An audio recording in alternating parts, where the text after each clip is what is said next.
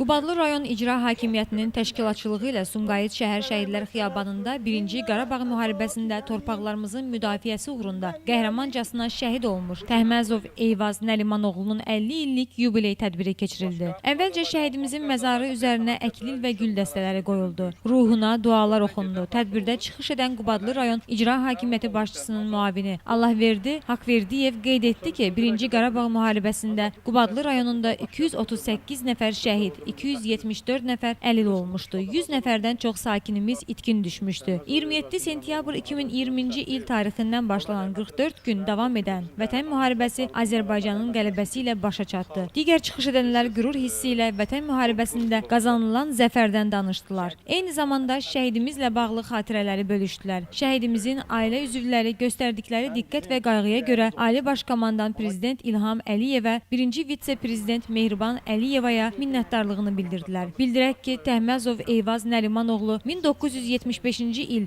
mart ayının 16-sında Zəngəzur mahalı Mehri rayonunun Aqaraq qəsəbəsində anadan olmuşdur. 1988-ci ildə ermənilər tərəfindən silah gücünə doğma ata-baba yurdunu tərk edən ailə Qubadlı rayonuna pənah gətirib İşıqlı kəndində məskunlaşmışdır.